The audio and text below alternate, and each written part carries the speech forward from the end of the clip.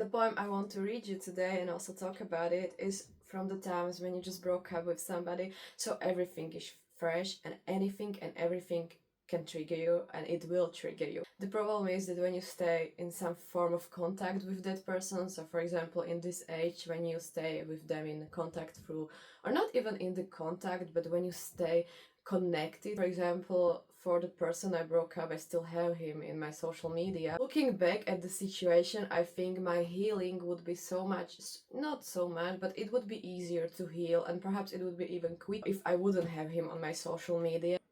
But I just couldn't delete him. And the danger of this is that when you are in this state, you are so vulnerable and you are so fragile. You literally cannot handle anything. Everything will trigger you. You will cry. It doesn't matter if it's stupid, if it's the most stupid thing. You will just cry. And I did.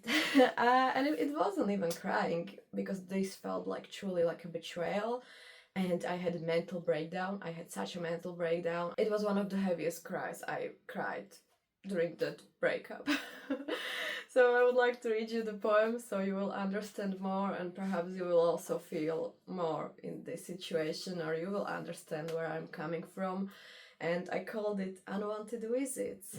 So let's go. My loyalty is a love token that will follow you anywhere. 100% of the love, the energy, the trust, and the care. That is my rare decision from which the consequences I'm willing to bear.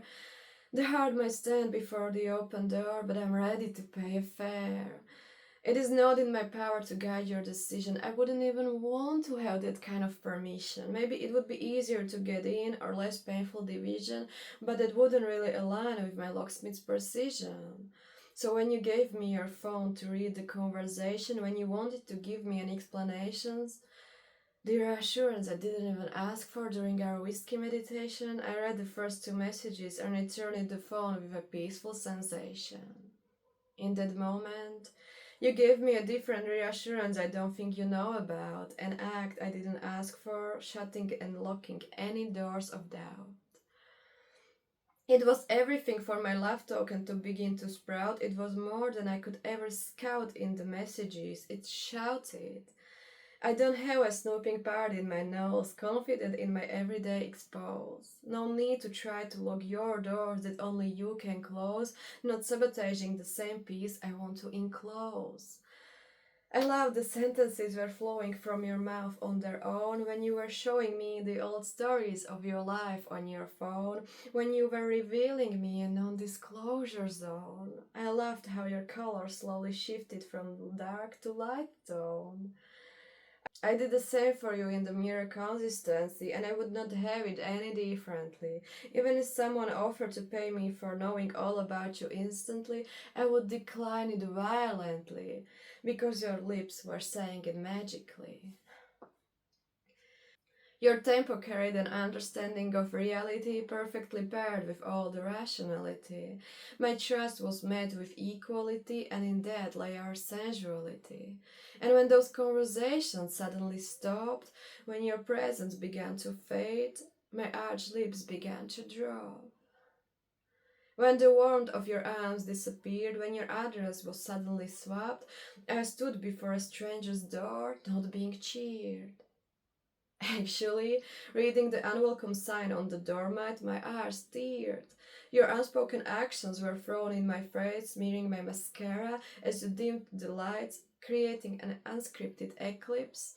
And when I took a step back, the things I never realized made me sleep. I didn't lose just my weekend fleas or my lover. I lost my friend I still desired to fully discover. I could no longer visit nor write as with no other, so I did the thing I know I should cover. I know I shouldn't click on your profile just to see a picture of you. I know that it's my newly found issue. The stories are traps I always get caught in just to get a short view. Maybe I just want to see if my absence is also making you a little blue. And all I see is the luxurious rooftop bar view.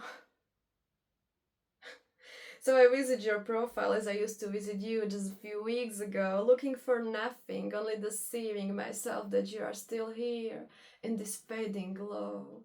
Only to see your following number is not in yesterday's low, but it was only a few days after goodbye, so how could it grow? I knew I should stop and lock the screen, but I couldn't shake the anxious feeling. 2 minutes to reveal the new exotic dye. 2 seconds to break down, my soul drowning in silent scream. You had every right, but I never felt more betrayed. I never knew goodbye meant an instant trade. Perhaps it was nothing, or maybe you just needed an exotic upgrade. I don't know, but my heart was commonly sprained. It was the day I shakily tried to explain I don't know what to my friend with violently cracking voice and no breath. I couldn't pretend. It was the first day when the shattering reflections made my waist bend. The day I swore I would never again open that door descent. Because that's a pointless